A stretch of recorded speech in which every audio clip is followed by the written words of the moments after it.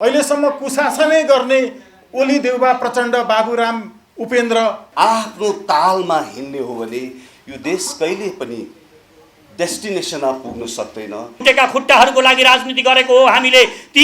ती मानिसहरू जसको आङमा लुगा छैन तिनीहरूको लागि राजनीति गरेको हो भन्नेहरू यहाँ अर्थ मन्त्रालय भित्र बसेर बिचौलेहरू ल्याएर बजेट बनाउँछन्। सरकारले लिएर आएको राष्ट्रघाती नागरिकता अध्यादेशलाई खारेज गराए वकिलहरूले। आफ्नो मात्र मादल बजाएर आफ्नो मादलको तालमा म नेपाल सुशासनको मादलको तालमा म नाच्न सक्छु होला, तर 2,92,00,000 दाजुभाइ दिदीबहिनीहरू नाच्न सक्नुहुन्न। अनुभवी मान्छेहरू चाहिन्छ, तर खराब व्यवस्थाका अनुभवीहरू चाहिन्न। अहिले त्यही अवस्थामा, त्यही तरलताको अवस्थामा यो देश छ। यो देशको राष्ट्रियतामाथि यति भयानक खतरा उत्पन्न भइसकेको छ। 5औं तल्लामाथि लिफ्ट चढेर जान मिल्ने सुविधा भएको घर बनाइदिनु भएन भनेर म उहाँसँग झगडा गर्नेवाला छैन। सुशासन एजेन्डालाई चाहिँ रेस्पेक्ट गर्ने, त्यो एजेन्डा लिएर त्यो विचार लिएर अगाडि बढ्नुपर्छ भन्ने मान्छेहरू एक ठाउँमा आउनुहोस्।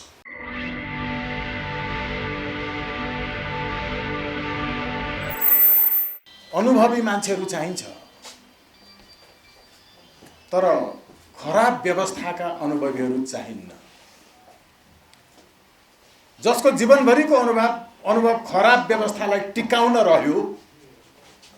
व्यक्तिगत रूपमा कोही कुशल भयो होला, व्यक्तिगत रूपमा कोही असल भयो होला, तर मूलतः एउटा खराब व्यवस्थाको सह उत्पादन, उसको सहयोग खराब व्यवस्थाका त्यति बेलाका सबै अवयवहरूलाई टिकाउनका लागि भएको थियो एउटा भने अर्को त्यही भित्र सङ्घर्ष गरिरहेको थियो विशुद्धताका लागि। त्यस्तो सङ्घर्ष गरिरहेका व्यक्तित्वहरू अघि केही प्रसङ्गहरू उठेका छन्। वैकल्पिक व्यवस्था होइन, वैकल्पिक राजनीति भनियो। नेपालका केही अझै धेरै अध्ययन गर्न बाँकी रहेका पत्रकारहरू, अझै धेरै अध्ययन गर्न बाँकी रहेका विश्लेषकहरू जो वैकल्पिक राजनीति भनेको के हो कहिल्यै अध्ययन गरेनन् र पुरानै व्यवस्था टिकाउन खोज्नेहरूलाई वैकल्पिक राजनीति भनेर मिडियामा प्रस्तुत गरे अध्ययनहीनहरूले। त्यो अध्ययनहीनताको कारण नेपालले कुशासनबाट मुक्ति पाउन लागेको नयाँ साथीहरूको जो आन्दोलन थियो, त्यो आन्दोलनलाई अन्तर्राष्ट्रिय शक्तिका आधारमा तुहाउने प्रयत्न गरियो वैकल्पिक राजनीतिको नाममा। उनीहरू पुरानै वंशवाद फर्काउन चाहन्छन्, उनीहरू पुरानै संसदीय व्यवस्था टिकाइरहन चाहन्छन्, उनीहरू पुरानै सांसद खरिद बिक्रीबाट सरकार बनाउने, सांसदले सरकार ढालिरहने, सरकारले संसद भत्काइरहने त्यही व्यवस्था टिकाउन चाहन्छन्। वास्तवमा यति बेला नेपाली जनता चरम निराशा र आक्रोशमा छन्।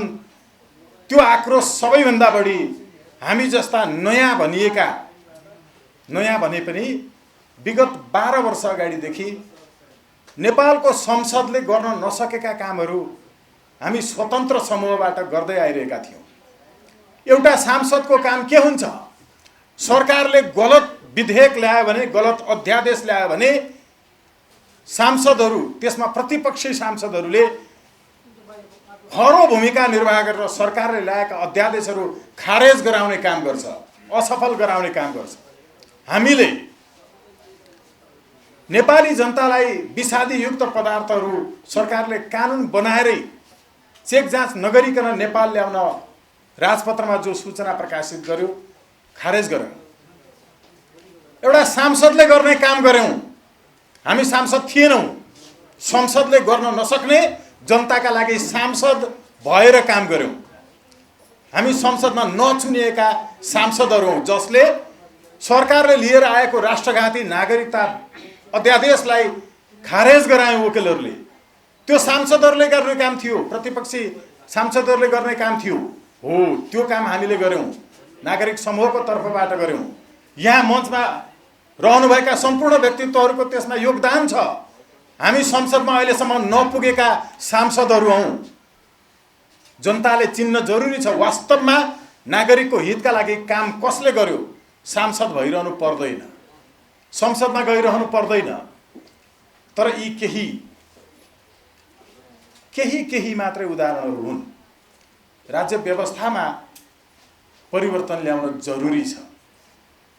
हामीले भन्न खोजेको अहिलेसम्म वैकल्पिक भनेकाहरू आपसमा मिल्न नसक्ने, पार्टी गठन गर्दा पनि कसैसँग सल्लाह लिन आवश्यक नठान्ने हामी यत्तिकै बनेका छैनौँ।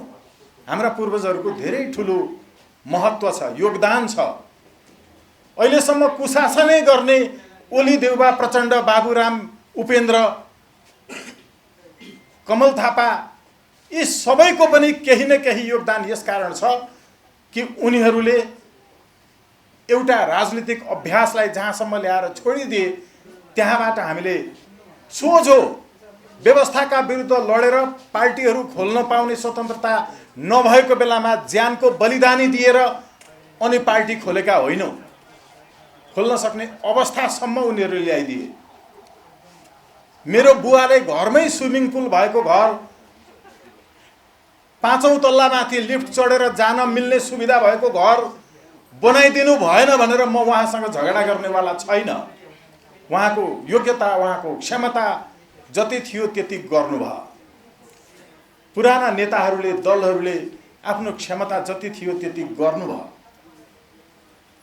तपाईले राणाकालमै राइट टु रिकल मागेर हुँदैन थियो, जति बेला निर्वाचितै गर्ने प्रणाली थिएन। तपाईले पञ्चायतकालमै पार्टीहरूले खराब उम्मेदवार उठाए भनेर उम्मेदवारलाई बहिष्कार गर्न पाउने राइट टु रिजेक्ट चाहिन्छ भनेर हुँदैन थियो, किनकि तपाईले पार्टीको तर्फबाट उम्मेदवारी नै दिन पाउनुहुन्न थियो। वातावरण बनेपछि नयाँ युगका नयाँ मागहरू उठ्छन्। हामीले जति बेला यी मागहरू उठाउनु पर्थ्यो यो भनेका छैनौँ। Right to recall, right to reject लगायत नयाँ युगको नयाँ व्यवस्था, जनताको अधिकारलाई सुनिश्चित गर्नका लागि यी व्यवस्थाहरू उनीहरूले नै लागू गर्नु पर्थ्यो भनेर हामीले भनेका छैनौँ। उनीहरूको योग्यता, क्षमता, अध्ययन त्यति मात्र थियो। त्यसैले जरुरी छ युवा पुस्ताको। तर नयाँ नाममा पुरानै व्यवस्थालाई हुबहु लागू गर्ने गरिकन आएका केही स्वतन्त्र र नयाँ दलहरू, नयाँहरूले नै लिएर आएका विचारधाराहरूलाई अनुसरण गर्दै, नक्कल गर्दै आएका केही दलहरू यी सम्पूर्ण आफ्नो पार्टी, आफ्नो झण्डा, आफ्नो चुनाव चिन्ह त्यागेर अघि यहाँ अभिव्यक्त भएका केही विशिष्ट राष्ट्रिय जीवनका विविध क्षेत्रमा विशिष्ट योगदान पुर्याउने व्यक्तित्वहरू समेतको सल्लाह सुझावहरू लिएर, त्यति मात्र होइन, विशिष्ट उहाँहरू मात्रै होइन, हामीलाई थाहा छ सामूहिक बलात्कारमा परेकी एकजना चेलीको मुद्दा 6 वर्षसम्म बिना कुनै कारण पेशी सूचीबाट हटाएर राजनीतिक दलको कार्यकर्ता बलात्कारी भएको कारणले जोगाउँदै हिँड्नेहरू पनि त्यस्तै विशिष्ट व्यक्तिका सूचीमा छन्, थाहा छ। अनुसन्धान, त्यति बेलाको अनुसन्धान निकायले कसरी गरेको छ थाहा छ। तर अहिले यो इतिहासमा न्याय गर्ने बेला हो। इतिहासले बदला लिँदैन। हामी बदला लिने पक्षमा छैनौँ, हामी न्याय गर्ने पक्षमा छौँ। यसैले ती सम्पूर्ण दलहरू, स्वतन्त्र समूहहरू लगायतलाई एकपटक आफ्ना सम्पूर्ण विचारधाराहरू पनि एकछिनका लागि बाहिर राखौँ र के हुन सक्छ खुला दिमागले सोचौँ। हामी यहाँ सबै त्याग गर्नेवालाहरू छौँ। यहाँ 4वटा दलका जो व्यक्तिहरू छौँ, हामी सबैले आफ्नो पार्टीको झण्डा, आफ्नो पार्टीको नाम, आफ्नो पार्टीमा रहेको पद, आफ्नो चुनाव चिन्ह, अहिलेसम्मको घोषणापत्र जे पनि छोड्न तयार। तर साझा सहमतिबाट देशका लागि अब जरुरी के छ? यो निष्कर्षमा पुगेर हामी छोड्न तयार भएकै हौँ। हामीले यो घोषणा गरिसकेका छौँ, होइन र रोमलाल सर, रमेश सर होइन र, पुण्य सर होइन र? हामीले यो सहमति गऱ्यौँ। हामी यहाँ मध्ये कसैले पार्टीको अध्यक्ष छोड्यौँ, हामी यहाँ मध्ये कसैले चुनाव चिन्ह छोड्यौँ, यहाँ मध्ये कसैले झन्डा छोड्यौँ र एउटा हामी पिल्लर प्रिन्सिपल तयार गर्न सहमत भयौँ। हामी सबै साथीहरूले भन्यौँ कि ल ठिक छ, पार्टीको नाम यो गरौँ, अध्यक्ष तपाईँ बस्नुहोस्। प्रस्ताव गऱ्यौँ एकअर्कालाई। अन्ततः साथीहरूले के छोड्नु भयो अहिले भनिरहन परेन, सबै थोक छोड्नु भयो। छोडेर सबैले प्रस्तावै नगरिकन स्वागतजी तपाईँ अध्यक्ष रहनुहोस् सबैले भन्नुभयो। तर मैले उहाँहरूसँगै फेरि यो अन्तिम हामीले माइन्युट गरिसक्यौँ, तर मैले त्यो प्रस्ताव मानिनँ। मैले के भने एकचोटि अघि हाम्रो आदरणीय रमेश सरले भन्नुभयो जस्तो पुण्य सरले देखाउनु भएको केही नयाँ आयामहरू राष्ट्रिय जीवनका मूल समस्याहरूको समाधानका लागि यत्रो वर्षदेखि कृषि क्षेत्रबाट पुर्याउनु भएको योगदान, अनुसन्धान, गवेषणा रोमलाल गिरिज्यूको छ। यो सबैलाई एक ठाउँमा लिएर हामी मात्रै 4 पार्टी एक बन्ने घोषणा नगरौँ, हामी अरू समूहहरूलाई जोडौँ। अर्को कोही व्यक्ति, अर्को कुनै नाम, अर्को कुनै झन्डा हुन सक्छ। एकचोटि प्रयत्न गरौँ। यही प्रयत्न योभन्दा अगाडि भर्खरै पनि खुलेका केही दलहरूले गरिदिएको भए हामी पनि जाने थियौँ। हामीले धेरै पटक अनुनय विनय नै गऱ्यौँ। मर्छ यो नाम, यो शरीर जल्छ, यो घरहरू सकिन्छन्, यो नाम सधैँ रहनेवाला छैन, पार्टीको पनि व्यक्तिको पनि। एउटा प्रयत्न गरौँ, सबैलाई एक ठाउँमा लिएर आउँ। 4वटा दलहरू सँगै हामी त एक हिसाबले भएका छौँ, तर अर्को ठुलो एउटा बृहत एकताका साथ अगाडि बढौँ, जसले अहिलेसम्मको यो कुराजनीतिको दुष्चक्रमा मुलुकलाई फसाएका छन्। हामीलाई विभिन्न बहानामा कहिले थ्रेसहोल्ड भन्ने षड्यन्त्र राखेर, कानुनी रूपको षड्यन्त्र, कहिले अन्य विविध कार्यविधिहरू तयार गरेर वास्तवमा विदेशी तत्त्वका विरुद्ध नेपालमा लडिरहेको शक्तिलाई, लोकतन्त्रको नाममा झाँगिरहेको परलोकतन्त्रको विरुद्ध लडिरहेको शक्तिलाई संसदमा छिर्न नदिने प्रयास भइरहेको छ। त्यो प्रयासका लागि परलोकतन्त्रवादीहरूलाई नै नयाँ रूपमा पनि खटाइएको छ। हामीले बुझेका छौँ, जसले यो जनताहरूले एकै स्वरूपबाट, एकै ठाउँबाट एकताबद्ध भएर यी नयाँ साँच्चै देशलाई माया गर्नेहरू किन आउन सक्दैनन् होला भनेर राखेको प्रश्न र त्यो भित्रको आकाङ्क्षालाई सम्बोधन गर्नका लागि एकचोटि आह्वान गरौँ। यो सोमबार पर्छ 9 गते 11 बजे होटल हार्दिकमा हामी यहीँबाट विनम्रतापूर्वक सम्पूर्ण नाम भनिरहन पर्दैन, पछिल्लो समय खुलेका पनि दलहरू, हामी व्यक्तिगत रूपमा पनि उहाँहरूलाई फेरि पनि अनुरोध गर्छौँ, पटक गरेका छौँ, धेरै पटक बोलायौँ। कोही आएर 5 मिनटमा उठेर हिँड्नुभयो, कोही हाम्रो मात्रै नाम, चुनाव चिन्ह इत्यादि यो सबै हुनुपर्छ भनेर हिँड्नुभयो। हाम्रो मात्रै हुनुपर्छ नभन्नेहरू हामी 4वटा दलहरू पुगेछौँ र यी 4वटा दलहरूले बाँकी अरू सबै स्वतन्त्र समूहलाई एकत्रित रूपमा यो 9 गते छलफलमा सहभागी भइदिनु हुनका लागि अन्य विशिष्ट व्यक्तित्वहरूलाई पनि, विषय विज्ञहरूलाई पनि उपस्थिति जनाउन, परामर्श दिन, सहयोग गर्न, नेतृत्व लिन, हामीलाई नेतृत्व दिन, आफैले केही गर्न हामी आह्वान गर्छौँ। र यसका लागि एउटा पक्षमा केही प्रश्नहरू उठेका छन्। निर्विकल्प वैकल्पिक राजनीति अरू पेशा छोडेर विकल्पमा राजनीतिलाई प्रयोग गर्दैमा हुँदैन। वैकल्पिक राजनीति गर्ने तिनीहरूलाई भने मिडियाले र विश्लेषकले जसले राजनीतिलाई विकल्पको रूपमा प्रयोग गर्यो। त्यस्तो होइन। हामी आफ्नो क्षेत्रमा भए पनि राजनीतिभित्रको विसङ्गतिलाई बढार्नका लागि आफ्नो क्षेत्रमा काम गरिआएका छौँ। कहिले आफूले जिम्मेवारी लिएको प्रशासनको क्षेत्रबाट, कहिले पत्रकारिताको क्षेत्रबाट, कहिले कानुनको क्षेत्रबाट सांसदहरूले गर्न नसकेका कामहरू गरेर एक्लो मान्छेले पनि कानुन बनाउन सक्दो रहेछ। यो देशको संसदले सकेन, हामीले सक्यौँ। सर्वोच्च अदालतबाट राइट टु रिजेक्टको कानुन बनाऊ भन्ने निर्देशनात्मक आदेश जारी गर्यौँ। यो देशको संसदले पनि त्यसलाई अब रोक्न सक्दैन। खालि जरुरी छ जनताले हामी जस्ता मान्छेहरूलाई संसदमा पठाउनु।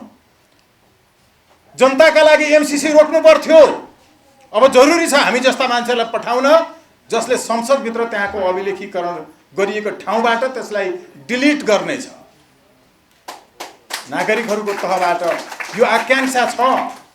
साँच्चै उनीहरूले खोजे जस्तो भने जस्तो व्यक्ति जनप्रतिनिधिको रूपमा संसदमा पठाउन किन सकेन? यो पटक हामी एक्लै मात्रै होइन, हामी सामूहिक रूपमा, ठिक छ, यी अघि उठेका केही विषयहरूमा थोरै केही मतमा फरक होला तर विचारमा फरक छैन। राइट टु रिकल हुनुपर्छ भन्ने विचारमा हाम्रो पूर्ण रूपेण सहमति छ। तर कति प्रतिशतले हुनुपर्छ र कार्यविधि कस्तो हुनुपर्छ यो विचार नमिलेको होइन, मत मात्रै नमिलेको। न्यायाधीशले फैसला लेख्दा त्यहाँ मत बाज्ने भन्ने हुन्छ, रायबाजी फैसला। राय फरक हुन सक्छ तर हामी एक ठाउँमा आइपुगेका छौँ र यस्ता नयाँ युगका नयाँ एजेन्डाहरू लिएर हिँडिरहने साथीहरू जसले कुनै मेहनत गर्नु परेन, कहिले यस्तो नयाँ सीमा मिचिएको विषयमा एक दिन हिरासत बस्नु परेन, मुद्दा खप्नु परेन। 4वटा मुद्दा अहिले हामी खपिरहेका छौँ। त्यही हुनुहुन्छ नवीन मैनालीजी, हाम्रो कृष्ण प्रसाईज्यू लगायत साथीहरू यहाँ हुनुहुन्छ। अहिले पनि खपिरहेका छौँ मुद्दा। निर्वाचनको मुखमा जे पनि फैसला गरेर उम्मेदवार बन्न नदिने षड्यन्त्र पनि भइरहेको छ, हामीले बुझेका छौँ। राष्ट्रियताको पक्षमा उभिनेहरूलाई संसद छिर्न नदिने प्रयत्न भइरहेको छ, हामीले बुझेका छौँ। तर जनताको भावना यी व्यक्तिहरू आउनुपर्छ, यस्ता व्यक्तिहरू मञ्चमा भएका व्यक्तिहरू आउनुपर्छ भन्ने छ। यिनीहरूलाई फुटाउनुपर्छ भनेर अर्को एउटा अन्तर्राष्ट्रिय तत्त्व लागेको छ। अघि हाम्रो सिंहले गर्ने आक्रमण कहाँ हो र कुकुरले कसरी आक्रमण गर्छ आदरणीय पुण्य प्रसाईज्यूले बताइरहनु भएको थियो, त्यहाँ हो वास्तवमा। तर हामी उत्तेजित हुँदैनौँ, हामी आक्रोशित हुँदैनौँ, हामी संयमित हुन्छौँ। संयमतापूर्वक हामी फेरि एकचोटि विनम्रतापूर्वक आह्वान गर्छौँ। देशभरि रहनुभएका साथीहरू मध्येबाट आज एउटा समूह काठमाडौँ आइपुगेको छ। हामी यसपछि आज सम्भवतः 3 बजे उहाँहरूसँग बस्दैछौँ। उहाँहरूसँगको छलफल पश्चात अर्को एउटा खाका आउनेछ। त्यो खाका पश्चात हामी प्रस्तुत हुनेछौँ। अहिलेका लागि नेपाली जनता सबैले यो एउटा प्रयत्नका लागि भोलि केही त्यसमा विचारहरू तलमाथि हुन सक्लान्, तर अहिलेसम्म जुन चरणसम्म आइपुग्यो यो चरणसम्म ल्याउनका लागि आदरणीय रोमलाल गिरिज्यूले धेरै ठुलो भूमिका निर्वाह गर्नुभएको छ र यो चरणसम्म सहमत बनेर आइदिनु भएकोमा, जनताको आकाङ्क्षालाई सम्बोधन गर्नुभएकोमा आदरणीय रमेश खरेलज्यू, आदरणीय पुण्य प्रसाईज्यू र रोमलाल गिरिज्यू, उहाँका लागि जनताले ताली बजाइदिनै पर्छ। उहाँका लागि धन्यवाद ज्ञापन गर्नुपर्छ, किनकि हामी सबै थोक छोडेर एक ठाउँमा उभियौँ भनेर जुन साहस गर्नुभयो यो धेरै ठुलो कुरा हो। तपाईँ फेसबुक हेर्नुहोस्, ट्विटर हेर्नुहोस्, अरू सामाजिक सञ्जालहरू हेर्नुहोस्, नयाँ भनेर आएकाहरू त एकै ठाउँमा उभिन सक्दैनौ। अरूलाई गाली गर्ने अधिकार के छ? हामी एक ठाउँमा आएका छौँ। अझै पनि ठिक छ, नाम एउटा, झन्डा एउटा, चुनाव चिन्ह एउटा, पार्टीको नाम एउटा हुनै पर्छ। हामी प्रयत्न गर्दैछौँ, हामी अरूलाई समेट्न खोज्दैछौँ। कथम कदाचित यो नभएको स्थिति, कथम कदाचित नभएको स्थितिमा पनि निराश हुनु पर्दैन। प्रचण्डले परिवर्तन गरेको पार्टीको नाम अस्ति जोडेको 17वटा भएछ। हेर्नुहोस्, हामी अभ्यास गर्दैछौँ। धेरै हन्डरहरू खेपेर आएका मान्छेहरू हामी पनि। राष्ट्रिय अन्तर्राष्ट्रिय परिस्थितिदेखि लिएर अध्ययनदेखि लिएर सबै कुरामा हामी कम्पिटेन्ट छौँ। पुरानो व्यवस्थामा असफल भएका र पुरानो व्यवस्थाका धेरै अनुभव लिएकाहरूसँग हामी एउटै कुरामा मात्रै बस्नेछौँ कि तपाईँ के गर्दा यति गनाउने हुनुभयो, तपाईँ के गर्दा यति लुच्चो हुनुभयो, तपाईँ के गर्दा आफू मात्रै अनुहार राम्रो देखाउनु भयो तर व्यवस्थाभित्र जी हजुरी गरिरहनु भयो, आफूभन्दा तलकालाई पेलिरहनु भयो, माथिकालाई पूजा गरिरहनु भयो। किन? हामी यी कुराहरू सोध्नेछौँ पुरानो व्यवस्थाका अनुभवीहरूलाई र त्यसो नगर्ने प्रतिबद्धता व्यक्त गर्नेछौँ। अबका लागि कथम कदाचित त्यस्तो स्थिति रह्यो भने चाहिँ हामी साझा उम्मेदवारको रूपमा 165वटा निर्वाचन क्षेत्रमा उम्मेदवारहरू तयार गर्नेछौँ।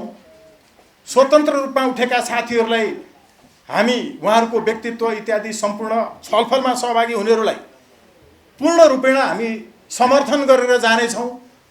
उहाँहरूको निर्वाचन क्षेत्रमा हामी गएर उहाँहरूको प्रचार गर्नेछौँ, जनतालाई उहाँलाई भोट दिनुहोस् भन्नेछौँ। ती साथीहरू पनि यदि कसैको पिछा लग्गु बनेर आउनु भएको होइन, स्वतन्त्र नाममा पुरानै व्यवस्थालाई टिकाउनका लागि भोलि त्यो पार्टीमा प्रवेश गर्ने च्याखे थापेर आइरहनु भएको छ भने समर्थन गर्ने छैनौँ। साझा उम्मेदवार 165 जनाको र 110 जनाको समानुपातिक बन्द सूची हाम्रो हुने छैन। काङ्ग्रेस, एमाले, माओवादी, राप्रपा लगायतका दलहरू जस्तो मधेस केन्द्रित दलहरूको जस्तो समानुपातिकको बन्द सूची हुने छैन। बन्द सूचीमा राज्यलक्ष्मी राणाको 3वटा पार्टीमा नाम थियो, 3वटै पार्टीले पैसा दिनुभएको छ। बन्द सूची भनेको लोकतन्त्रमा के को बन्द? खुला हुन्छ, खुला सूची हुनेछ हाम्रो। हामी राष्ट्रिय जीवनका वास्तविक अघि रमेश सरले नाम लिनुभएका व्यक्तित्वहरू जस्तोलाई समानुपातिक सूचीमा समावेश गर्नेछौँ। समानुपातिक सूची बन्द गराउनु भनेको पार्टीहरूले व्यापारीहरूबाट पैसा असुल्न कानुन बनाएर बाटो खोलिदिएको लगायतका विषयहरू। सबैभन्दा महत्त्वपूर्ण कुरा, जनताको लागि उठेका पछिल्ला युगका नयाँ उन्नत लोकतन्त्रका, प्रत्यक्ष प्रजातन्त्रका एजेन्डाहरूलाई कपी गरेर पुरानै व्यवस्थालाई फेरि बचाइरहने एउटा षड्यन्त्रमूलक प्रयत्न पनि भइरहेको छ।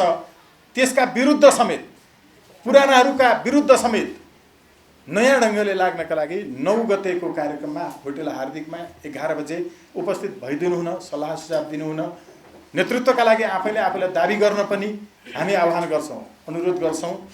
म धेरै समय लिन्न, थोरै कुराहरू म राख्छु। मेरो आफ्नो एक्सपिरियन्सहरू म हजुरहरूलाई सेयर गर्न चाहन्छु। आज मेरो एक्सपिरियन्स 9 वर्षको अन्तर्राष्ट्रिय खेलाडी, 29 वर्षको नेपाल प्रहरीको सिपाही, त्यसपछि यो 3 वर्ष, विगत 3 वर्ष सुशासन अभियान र त्यसपछि सुशासन पार्टी खोलिसकेको अनुभव मात्र सेयर गर्न चाहन्छु।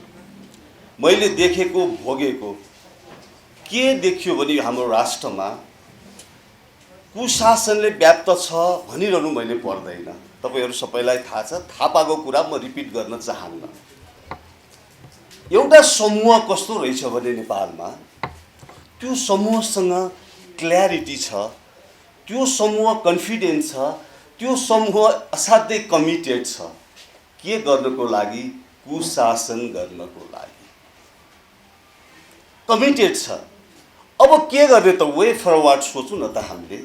हामीले वे फरवर्ड सोचेनौँ भने त यो राष्ट्रप्रति अन्याय हुन्छ भन्ने सोच भएकोले मैले, हाम्रो साथीहरूले, नेपाल सुशासन पार्टीका साथीहरूले एउटा अनाउन्स, एउटा लेख मार्फत, आयो मेलमा एउटा लेख मार्फत पनि हामीले एउटा आह्वान गऱ्यौँ। हामीले के भनेका छौँ भन्दाखेरि हामी आफ्नो मादल बजाउने मात्र काम नगरौँ। मैले मेरो मादल बजाउने, अरू साथीले अरू मादल बजाउने, के त भन्दाखेरि आफ्नो तालमा हिँड्ने हो भने यो देश कहिले पनि डेस्टिनेसनमा पुग्न सक्दैन, यो देशमा सुशासन कायम गर्न सकिँदैन। त्यसै कारणले यो राइट टाइम हो। अहिले 2,92,00,000 नेपालीहरूले चेन्ज खोज्नु भएको छ, उहाँहरूले सुशासन गुड गभर्नेन्स खोज्नु भएको छ। यो विकृति विसङ्गतिहरू अब हटोस् अति भो भनेर खोज्नु भएको छ। त्यसको लागि एउटा नयाँ सिराबाट अब हामी अगाडि बढ्नुपर्छ। आफ्नो मात्र मादल बजाएर आफ्नो मादलको तालमा म नेपाल सुशासनको मादलको तालमा म नाच्न सक्छु होला, तर 2 करोड 92 लाख दाजुभाइ दिदीबहिनीहरू नाच्न सक्नुहुन्न होला।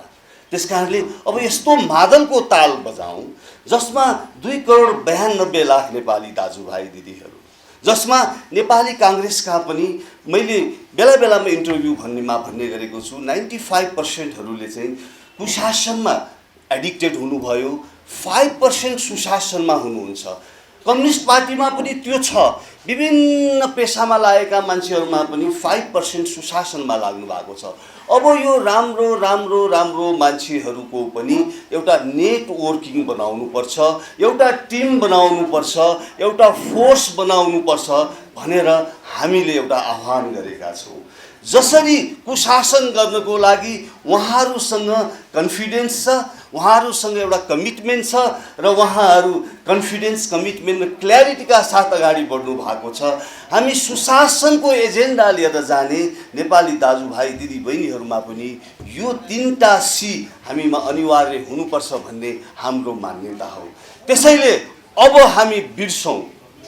मैले नेपाल सुशासन पार्टीको सम्पूर्ण मेरो आदर्श विचारहरू म एउटा बास्केटमा राख्न चाहन्छु, अरूहरूले पनि एउटा बास्केटमा राख्न चाहौँ।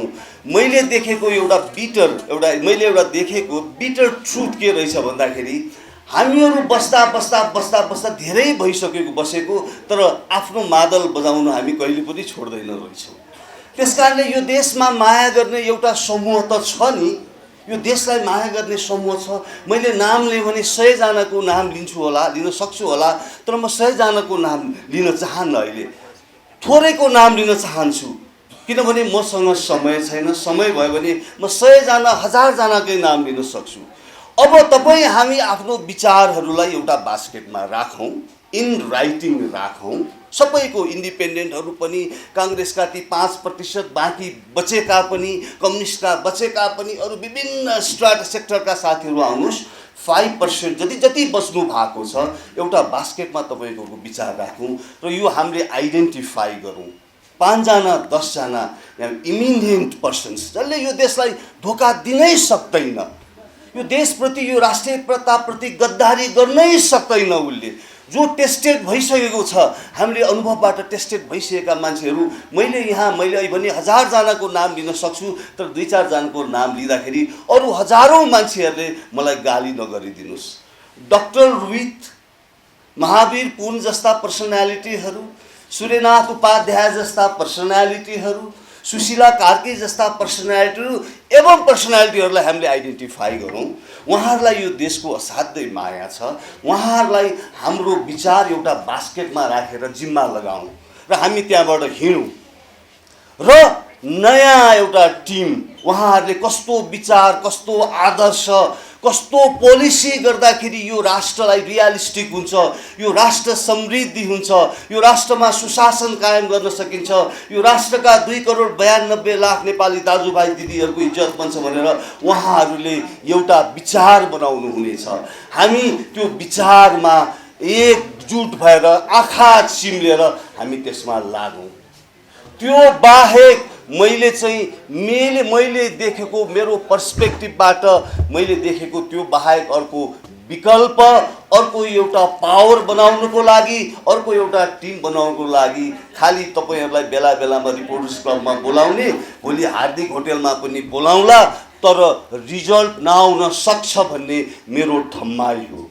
म गलत पनि हुन सक्छु, मेरो ठम्माइ हो, तर मैले आफूले लागेको, मैले सोचेको कुरा यहाँहरू सामु मैले भन्न सकिनँ भने अन्याय हुन्छ।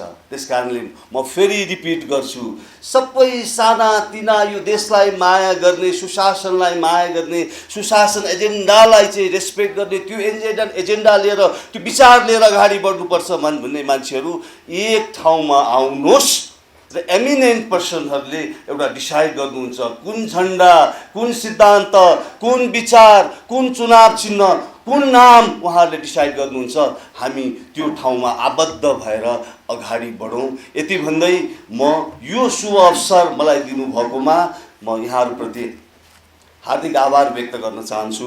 जय सुशासन। मञ्चमा आसीन नेतागणहरू, यहाँ उपस्थित हुनुभएका हामी विभिन्न पार्टीका सदस्यहरू, शुभचिन्तकहरू र यो देशलाई केही राम्रो होस् यो देशमा भनेर चिन्ता गर्ने तपाईँ महानुभावहरू र उपस्थित पत्रकार, महिला तथा सज्जनवृन्द,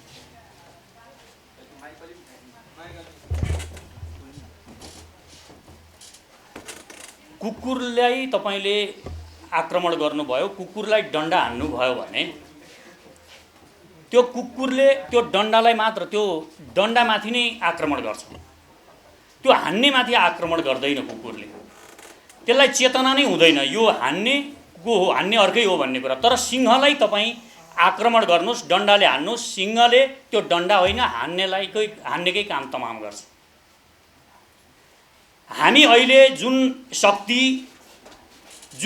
शक्ति हामी केन्द्रीकृत गरेर हामी एक ठाउँ लगाउन खोजिरहेका छौँ, हामीले हान्ने ठाउँ पनि थाहा पाउनुपर्छ। कहाँ हो हान्ने भनेर थाहा पाएनौँ भने हामी कुकुरहरूको जस्तो सानो सानो कुराहरूलाई भुकेर बसिरहेका हुन्छौँ, डन्डा टोकेर बसिरहेका हुन्छौँ। त्यो शक्ति कहाँ हान्नुपर्ने हो, कसलाई ध्वस्त पार्नुपर्ने हो, त्यो चिन्नको लागि पनि हामी एकजुट भएर विचार बनाउन जरुरी छ। तपाईँले ठिक ढङ्गले विचार बनाउन सक्नु भएन भने हामी अहिले विभिन्न ठाउँमा लिलीपुटेहरू जस्तो, एक ठाउँ एउटा गुलिभरलाई हान्नलाई एउटा लिलीपुटेले एउटा बाण हानेछ, अर्कोले हानेको छ, त्यसरी हुँदैन। एकजुट भएर एउटा यस्तो विशाल घन निर्माण गर्न जरुरी छ अहिले, जुन घनले ठिक ठाउँमा ठिक समयमा हान्न सक्यौँ भने यो पुरानो परम्परा, पुरानो वंशवाद, पुराना सबै कुराहरू, पुरानो सिस्टम, सब कुराहरू हामी एक वर्षभित्रमा तोड्न सक्छौँ। यही चुनावबाट तोड्न सक्छौँ। यो स्थिति हामी सिर्जना गर्न सक्छौँ। तर हाम्रा छोटा छोटा साना साना अहङ्कारहरू बोकेर तिनीहरूलाई पालन पोषण गरेर हामी अगाडि बढिरह्यौँ भने हामी सकिन्छौँ। हामी सकिने मात्र होइन, यो देश पनि सकिन्छ। यो देश अहिले कुन अवस्थामा छ यो बुझ्न जरुरी छ। अहिले हाम्रो 2007 सालदेखि 2015-17 सालसम्म जुन अवस्थामा थियो यो देश, यो अहिले त्यही अवस्थामा, त्यही तरलताको अवस्थामा यो देश छ। यो देशको राष्ट्रियतामाथि यति भयानक खतरा उत्पन्न भइसकेको छ। हाम्रो अस्तित्व कुनै पनि बेला निमिट्यान्न हुन सक्ने स्थिति पश्चिमको महाशक्तिदेखि लिएर उत्तर र दक्षिणका शक्तिहरूले डिजाइनिङ गरिसकेका छन्। यो बेलामा हामी कसरी चल्ने हो यो कुरा थाहा पाउन सकेनौँ र आफ्ना सानो कुवामा जहाँको पानी कुइगन्धे भइसकेको छ, गनाउने पानी भइसकेको छ, हामी त्यहीँ बसेर रमाउन खोज्यौँ भने त्यहाँको भ्यागुत्ता जसरी हामी बाँच्न त सकौँला, तर हामीले त्यो सागरको आनन्द, त्यो आकाशको आनन्द त्यो महसुस गर्न पनि सक्दैनौँ। त्यसकारण पहिलो मेरो आह्वान यहाँ हामी भएकाहरूलाई मात्र होइन, जति पनि देशमा जति पनि स्वतन्त्र उम्मेदवार दिन्छु भनेर बसिराख्नु भएको छ, जति पनि समुदाय अभियन्ताहरू हुनुहुन्छ, अभियान सञ्चालन गरिराख्नु भएको छ र अरू साना साना पार्टीहरू साना साना कुवाहरूमा रमाइराख्नु भएको छ, तपाईहरू सबैलाई एकपटक जोडिनको लागि, एकपटक जोडिएर एउटा महाशक्ति निर्माण गर्नको लागि म आह्वान गर्छु। हामीले अलिकति विचार गर्नुपर्ने जरुरी छ। यो देशलाई हामीले दुईटा काम गर्न जरुरी छ। एक पटक हामीले सोचौँ, माओवादीहरू, काङ्ग्रेसहरू ती सबैले जसको नाममा राजनीति गरे, जसको नाममा राजनीति गरे, ती राजनीति गर्नेहरू तिनीहरूलाई छोडिदिए, त्यही उनीहरूका फुटेका खुट्टाहरू त्यहीँ छोडिदिए, उनीहरूको भोको पेट त्यहीँ छोडिदिए, उनीहरूको आङमा लुगा छैन त्यहीँ छोडिदिए र यहाँ आएर महान उद्योगपतिहरूसँग, देश लुटिएर बसिरहेका उद्योगपतिहरूसँग साँठगाँठ गरिरहे र तिनीहरूको लागि तपाईँले देख्नुभएको छ अर्थ मन्त्रालयभित्र बसेर त्यो गरिबको लागि राजनीति गर्छु भनेर चप्पल पड्काउनेहरूका लागि राजनीति गर्छु, फुटेका खुट्टाहरूको लागि राजनीति गरेको हो हामीले। ती मानिसहरू जसको आङमा लुगा छैन तिनीहरूको लागि राजनीति गरेको हो भन्नेहरू यहाँ अर्थ मन्त्रालयभित्र बसेर बिचौलेहरू ल्याएर बजेट बनाउँछन्। कसका लागि? धनीका लागि, यहाँका उद्योगहरू सर्वनाश गर्नको लागि र विदेशीहरूलाई पोस्नको लागि। यिनीहरूले कसलाई, त्यसकारण हामीले कसलाई हान्नुपर्ने हो त्यो चिन्न जरुरी छ। त्यो चिन्न सकेनौँ भने हामी पनि सकिनेछौँ, हाम्रो देश पनि सकिनेछ। यही कारणले ती माओवादीहरूले जसको लागि राजनीति गर्छु भनेर तिनीहरूलाई छोडिदिए, अब तिनीहरूलाई के लाग्यो, यी बाहुन क्षेत्रीहरू 2-4 जना आउँछन्, बोल्न जानेको छ, हामी त बोल्न पनि जान्दैनौँ, हामी नेपाली भाषा पनि ठिकसँगले आउँदैन। अहिले तपाईँले देख्नुभयो नबिना लामा बिचरा बोल्न जानिनन् भनेर हामीले कति मजाक उडायौँ। त्यो मजाक उडाउने हामी नेपाली भाषा बोल्नेहरू मात्र थियौँ, हामी बाहुन क्षेत्रीहरू मात्र थियौँ। तपाईँलाई लगेर तामाङ भाषा बोल्न लाउँ, तपाईँ नेपाली बोल्नेहरूलाई लगेर मञ्चमा तामाङ भाषा बोल्न लाउँ, हेर्नुहोस् तपाईँको जिब्रो कसरी चल्दो रहेछ। त्यो पहिचान गर्न सक्नुपर्छ, त्यहाँको समस्या पहिचान गर्न सक्नुपर्छ तपाईँले। त्यसैले हामीले सर्व पहिचानवाद भनेका हौँ। साना साना समस्याहरू तपाईँले चिन्न सक्नु भएन, समस्या कहाँ छ पहिचान गर्न सक्नु भएन, ठुला ठुलाका महल हेरेर राजनीति गर्नुभयो र त्यसैको लागि रमाइरहनु भयो भने तपाईँको राजनीति यही माओवादीको जस्तै हुन्छ, यही काङ्ग्रेसको जस्तै हुन्छ, यही एमालेको जस्तै हुन्छ। तपाईँले न्याय गर्न सक्नुहुन्न ती जनताप्रति, यो बुझ्न जरुरी छ। त्यसैले हामीले अब आउने हाम्रो यो पार्टीमा गठबन्धन भयो भने हामीले भनेका छौँ हामी चक्रीय प्रणाली सर्व पहिचानवाद लागू गर्छौँ। चक्रीय प्रणाली भनेको के हो? म पनि जुन सर्व पहिचानवादको हामीले वकालत गरेको छ सचेत नेपाली पार्टीले, यो के हो यो बुझ्न जरुरी छ।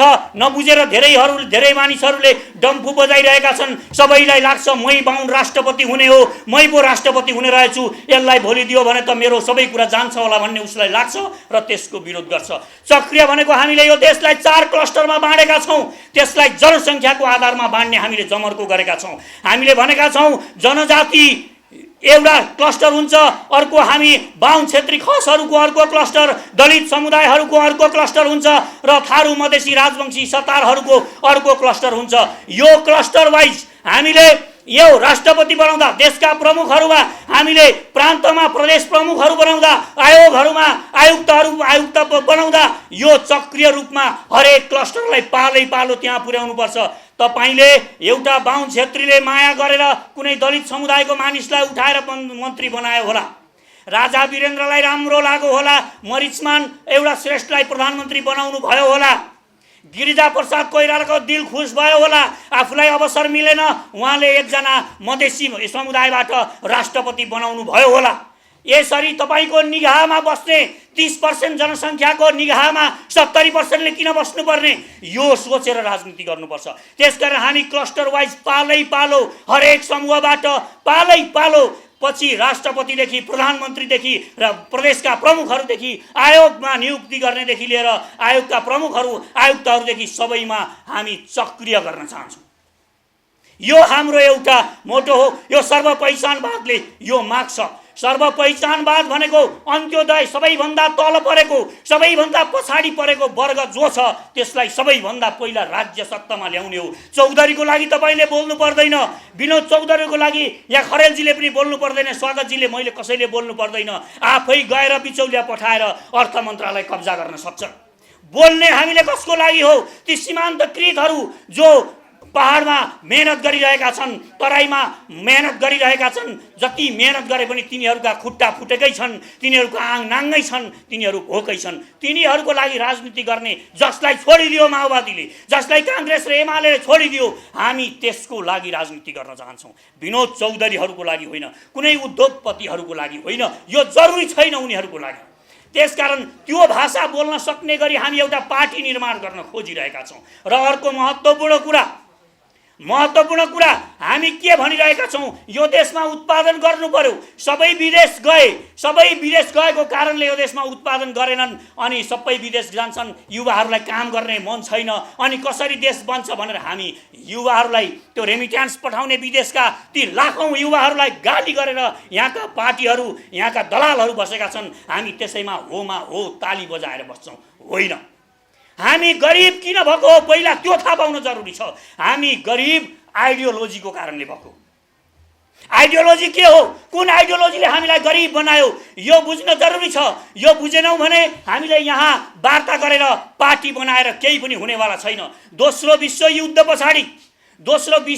पछाडि अमेरिका विश्वको सुपर पावर बन्दै गयो। उसले विश्वका 45% उसले उत्पादन गर्थ्यो। विश्वकै जति संसारका राष्ट्रहरूले गर्थे त्यो 45% केवल एउटा अमेरिकाले गर्थ्यो। उसलाई त्यो बेच्न जरुरी थियो। त्यो बेच्नको लागि उसले ओपननेस र ग्लोबलाइजेसनको उसले एउटा नयाँ रणनीति बनायो। त्यो रणनीति हामी उनीहरूका पश्चिमाहरूका नाराहरू हामीलाई बहुत माया लाग्छन्, बहुत राम्रा लाग्छन्, किनभने उनीहरूको ढोल टाढाबाट अमेरिकाबाट त्यो ढोल बज्दाखेरि यहाँ निकै मधुर सुनिन्छ। जब ढोलको छेउमा पुग्नुहुन्छ त्यसको असलियत त्यहाँ थाहा हुन्छ, त्यहाँ त्यसको पोल खुल्छ। त्यसकारण त्यहाँ हेर्नुहोस्, मैले अघि भनेको छु, हामीले कसले हानेको हो त्यो सिंह बन्नुपर्छ, जसले लौरो होइन लौरोले हान्नेलाई खतम पार्छ। यी दलाल बनेका यहाँ त्यही ओपननेसको कारणले हो, त्यही ग्लोबलाइजेसनको कारणले शेरबहादुर देउबा, शेरबहादुर अमेरिकाको दलाल बने। प्रचण्डहरू अहिले जान्छन् इन्डिया गएर मोदीलाई भेट्न गएको, मोदीको काम गर्नेलाई भेटेर आउँछन्। यस्ता दलालहरूले यो देशको स्वाभिमान कहाँ पुर्याए? यो देशको स्वाभिमान किन भएन? किन मोदीलाई भेट्न गएको मान्छे मोदीको नोकरलाई भेटेर आउँछ? किन आउँछ?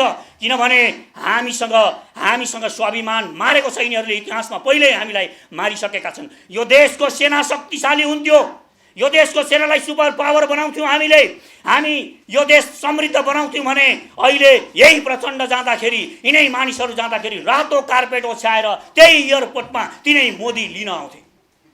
त्यसकारण पहिलो कुरा, हामीले आत्मरक्षाको लागि शक्तिशाली सेना भनेका छौँ, यो जरुरी छ। यो देशको सेना शक्तिशाली भएन भने, यो देशको सेनालाई हामीले शक्तिशाली बनाउन सकेनौँ भने हामीले एउटा आत्मविश्वास क्रिएट गर्न सक्दैनौँ। आत्मविश्वास बनाउनको लागि मलाई भन्छन् मान्छेहरूले, तपाईँले कराते त खेल्नुभयो, ब्ल्याक बेल्टै हो तपाईँ, अब त्यो के काम लाग्यो त भन्छन्। त्यो बेला पनि मलाई काम लागेको थियो, मलाई त्यो बेला एउटा आत्मविश्वास दिएको थियो। अहिले पनि एउटा बडी बिल्डर युवा यहाँ आयो भने हामी सबै यतापट्टि एकचोटि साँच्चीकै राम्रो बडी बनाएर आएको छ भने क्यामेरा यता होइन त्यता फर्काउन मन लाग्छ। त्यो के को कारणले भएको हो? त्यो उसको स्वास्थ्यको कारणले भएको। स्वास्थ्यले उसलाई आत्मविश्वास दिएको छ। आत्मविश्वासको कारणले तपाईँ हामीलाई उसले तानेको छ, हिप्नोटाइज गरेको छ।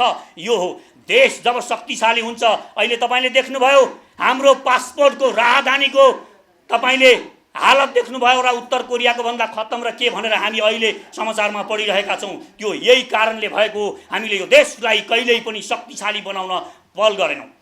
अनि मानिसहरू मलाई जिस्क्याउने गर्छन्, कसरी देश शक्तिशाली बन्छ? हामी यत्रो चाइना र उसको बिचमा बस्नु छ, कसरी उनीहरूसँग लड्न सक्छौँ? हामी कोहीसँग लड्नु पर्दैन।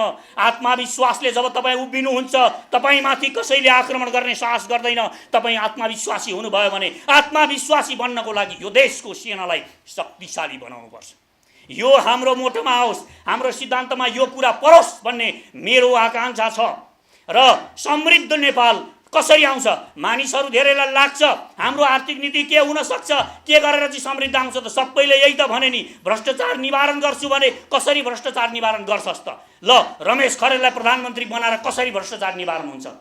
यो भन्न सक्ने हिम्मत र आइडियोलोजी हामीसँग हुनुपर्छ। हामी अहिलेका सबै आयोगहरूलाई खारेज गर्न चाहन्छौँ। हामी यो पार्टीगत सिस्टम, यो अहिलेको संसदीय व्यवस्था, यसलाई पनि खारेज हुन्छ। जबकि हामीले भनेका छौँ हाम्रो प्रधानमन्त्री प्रत्यक्ष निर्वाचित प्रधानमन्त्री हुन्छ। त्यो एक पपुलर मत हुन्छ 50% पार्टीगत मत हुन्छ। त्यसबाट हामीले लिएर गयौँ भने कुनै पनि माइका लाल, कुनै दलाल यो देशको प्रधानमन्त्री बन्न सक्दैन। यो देशको सच्चा सपुत प्रधानमन्त्री बन्छ। पार्टीले पनि इमान्दार मान्छे लान्छ, उसको पपुलर मत घट्छ भनेर पनि राम्रो मान्छे उसले लिएर जानुपर्ने हुन्छ। हामी राष्ट्रपति पनि प्रत्यक्ष गर्न खोजिरहेका छौँ। हामी हरेक मत कुनै पनि पदलाई टिके बनाउन खोजिरहेका छैनौँ। यो पञ्चायती व्यवस्था होइन जहाँ टिको लाएर कसैलाई निर्वाचन आयोगमा आयुक्त बनाइयोस्, कसैलाई मानवाधिकार आयोगमा कसको मन परेको छ ज्वाइँ खोजी ल्याइयोस्। दलालहरूलाई राजदूतसम्म लगेर एउटा दलाललाई राजदूत बनाएको छ। राजदूत दलाल बनाएर पैसा खाएर राजदूत बनाइसकेपछि त्यो राजदूतले यो देशको स्वाभिमान उठाउँछ कि पैसा उठाउँछ? यो बुझ्न जरुरी छ। त्यसकारण यी सबै कुराहरूमा हामीले नयाँ विचार दिन खोजिरहेका छौँ। हामीले राइट टु रिजेक्ट र राइट टु रिकललाई पनि यहाँ प्रतिस्थापित गर्न खोजिरहेका छौँ। राइट टु रिकल केवल जनताले भोट दिएका मान्छे मात्र बोलाउने होइन। अहिले न्यायाधीशलाई हामी कसरी निकाल्ने? न्यायाधीशलाई निकाल्नको लागि महाअभियोग लाउनुपर्छ, त्यो पनि थन्केर बसेको छ। होइन, हामी त्यसलाई पनि राइट टु रिकलबाट यसलाई अलि विस्तृत हामी गर्दैछौँ। हामी यसलाई हरेक आयुक्तहरूलाई राइट टु रिकलबाट बोलाउन सक्ने, हरेक अदालतको न्यायाधीश पनि चुनावी प्रक्रियाबाट जानुपर्ने, एउटा चुनावी प्रक्रिया उसले पार गर्नुपर्ने बाध्यता सिर्जना गर्नुपर्छ।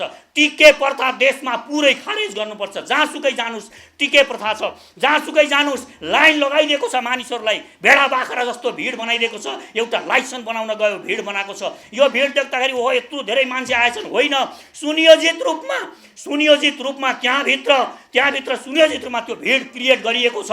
र यस्तो नाथे त्यहाँबाट टोकन लिनको लागि हामीले यहाँबाट अनलाइनबाट एउटा फर्म भरेर हुने कुरालाई तपाईँ आइज त पनि आइज भन्छ। पैसा अहिले अनलाइनबाट तिर्न सकिन्छ। दलालहरूले जहाँसुकै यो किसिमको सेटिङ गरेका छन्, यो किसिमको ऐन कानुनहरू बनाएका छन्। त्यसकारण ती सबै च्यात्न सक्ने हैसियत भएको सरकार बनाउनुपर्छ। त्यो च्यात्ने भनेर दौडेर गएर पागल जस्तो एउटाले राष्ट्रिय झन्डा जलाएको जस्तो गरेर च्यात्ने होइन। नियमसङ्गत तरिकाले जनताको अभिमत लिएर त्यो च्यात्ने साहस गऱ्यौँ हामीले भने च्यात्न सकिन्छ। अन्तर्राष्ट्रिय कुनै पनि प्रकारका सन्धि सम्झौताहरू जुन राष्ट्रघाती छन्, जसले हाम्रो समृद्धि रोकेको छ, हाम्रो विकास रोकेको छ, ती सबै कुराहरू हामी निर्मूल पार्न चाहन्छौँ। ती खारेज गर्ने साहस पनि हामी बनाउन चाहन्छौँ। ती खारेज नगरिकन मैले अघि तपाईँलाई जोड्दै थिएँ ओपेननेसको कुरा उसले ग्लोबलाइजेसनको रणनीति ल्यायो, ओपेननेसको रणनीति ल्यायो, हामीले डम्फु बजायौँ र संसारभरि उसलाई सामान बेच्नु थियो। तपाईँ अमेरिकासँग प्रतिस्पर्धा गर्न सक्नुहुन्छ। अहिले चौधरीले चाउचाउ खोलेका छन्, तपाईँ गएर सानो उद्योग चाउचाउ खोल्नुहोस्। तपाईँ विनोद चौधरीसँग कम्पिटिसन गरेर चाउचाउ बेच्न सक्नुहुन्छ? छैन, तपाईँ सक्नुहुन्न। तपाईँलाई सक्ने बनाउनको लागि हामीले त्यही भएर न्यायिक समतावादको कुरा गरेका छौँ। तपाईँ सक्ने हुनको लागि न्यायिक समतावाद आवश्यक छ। र अमेरिकासँग हामी प्रतिस्पर्धा गर्दै सक्दैनौँ। अमेरिकाले हामीलाई सामान बेच भनौँ, कहाँ बेच्ने, के सामान बेच्ने, सकिँदैन। त्यसकारण हामीले खुलापन, एन्टी ग्लोबलाइजेसन, एन्टी ओपेननेस, यो कुरा ख्याल राख्नुहोस् मनमा। यो ग्लोबलाइजेसन जे पायो त्यही ल्याउने अनि धडल्लेका साथ देशभित्र हुल्न दिनु हुँदैन। यहाँका उत्पादनहरूलाई पहिलो प्राथमिकता दिनुपर्छ। हामीले त्यसलाई रोक्न सक्यौँ भने यहाँ उत्पादन हुन्छ। तपाईँलाई एउटा उदाहरण दिन्छु कुखुराको। कुखुरा यहाँ हाम्रा किसानहरू लगाउनुहुन्छ, उत्पादन गर्नुहुन्छ र एक वर्ष जब कुखुरा एकदम उत्पादन हुने वर्ष हुन्छ, त्यो वर्ष इन्डियाले के गर्छ? यहाँका किसानहरूले उत्साहित भएर लागेको हुन्छ। उता इन्डियाले तपाईँलाई दर्जनौँ लाखौँ लाख तपाईँलाई टनका टन कुखुराहरू यहाँ पठाइदिन्छ र त्यो वर्ष त्यसको पुरै मूल्य तल झर्छ। यहाँका सबै किसानहरू त्यो बेच्न बाध्य हुन्छन्, सस्तोमा बेच्न बाध्य हुन्छन् र उसले यस वर्ष घाटामा दिए पनि अर्को वर्ष तिनै निराश किसानहरू अर्को वर्ष कुखुरा लाउँदैनन् र अर्को वर्ष फेरि इन्डियाले त्यही सामान डबलमा बेच्छ। यसरी देशको अस्तित्वमाथि कुठाराघात गरिएको छ। यो अत्यन्त मार्मिक कुराहरू छन्। देश एकदमै नाजुक अवस्थामा पुगेको छ। देश संवेदनशील अवस्थामा पुगेको छ। यो मनन गर्न देशका सबै साथीहरूलाई, देशभक्त साथीहरूलाई, राष्ट्रवादी साथीहरूलाई अनुरोध गर्छु र सबै साथीहरूलाई यहाँ हामी सोमबार जुन छलफल गर्न गइरहेका छौँ, त्यो छलफलमा सहभागी भएर हामी कसरी जोडिन सक्छौँ, कसले नेतृत्व लिने हो, के पार्टीको नाम बनाउने हो। हामी पार्टीका नाम पनि यो राख्ने र ऊ राख्ने भनेर गरेर बसेका छौँ। यो जीवन त एकचोटि छोडेर जानुपर्छ। पार्टीको नामलाई माया गरेका छौँ। हामी पद खोजिरहन्छौँ। हामीलाई अध्यक्ष चाहिएको छ। हामी आफै पदमा चाहिनुपर्ने, आफ्नै चुनाव चिन्ह हुनुपर्ने, आफ्नै पार्टीको नाम हुनुपर्ने, यस्ता कुराले यी साना झिना मसिना कुराहरूमा अड्किएर हामीले एउटा महान आकाङ्क्षा, यो देशको सपना निर्मूल पार्न खोजिरहेका छौँ। त्यसकारण सबैलाई आफ्ना अहङ्कारहरू छोडेर, आफ्ना सबै लुगाहरू छोडेर उड्न चाहनेहरूले भार घटाउनुपर्छ। साथीहरू, उड्न चाहनेहरूले भार घटाउनुपर्छ। तपाईँ ढुङ्गा मुढा बोकेर उड्न सक्नुहुन्न। आफ्नो भार जति कम गर्नुहुन्छ त्यति आकाशमा उड्न सक्नुहुन्छ। भार कम गरौँ, भार कम गरेर एक ठाउँ जम्मा हौँ। हामी जित्न सक्छौँ। सम्भव छ। यो दुनियाँमा असम्भव भन्ने केही पनि छैन। सानो माटाको दरबारमा बस्ने पृथ्वीनारायण शाहले म एउटा विशाल नेपालको निर्माण गर्छु भनेर विशाल नेपाल बनाउन सक्नुहुन्छ भने हामी तिनले बनाइदिएको यो देशलाई समृद्ध, शक्तिशाली र महान बनाउन सक्छौँ। मलाई विश्वास छ। तपाईहरू पनि विश्वास गर्नुहुन अनुरोध गर्छु। यो विश्वासका साथ अघि बढ्यौँ भने हामी परिवर्तन गर्न सक्छौँ। परिवर्तन तपाईँले गर्ने हो। जुन दिन तपाईँ तयार हुनुहुन्छ, जुन दिन तपाईँ आफूलाई विश्वास गर्नुहुन्छ, त्यो दिन परिवर्तन सम्भव छ। जुन दिनसम्म तपाईँ हामी आफूलाई विश्वास गर्दैनौँ, सबै कुरा असम्भव छ। सबै कुरा जब हामी 100% आफ्नो लगाउँछौँ, यो दुनियाँमा कुनै काम असम्भव छैन। 100% दिइसकेपछि भगवानले पनि हामीलाई रोक्न सक्दैन यदि 100% दिएको छ भने। तर 99% 80% भनेर हुनेवाला छैन। हस्, यहाँहरू सबैले धैर्यतापूर्वक सुनिदिनु भएको छ। यहाँहरू सबैलाई धन्यवाद छ र फेरि पनि आह्वान गर्छु, सोमबारको कार्यक्रममा हामी उपस्थित हौँ र यो देशमा एउटा कम्तीमा पनि आशा सञ्चार गरौँ। आशा जरुरी छ, आशा मर्न लागिसकेको छ देशको, यो बुझ्न जरुरी छ। हस्, नमस्कार।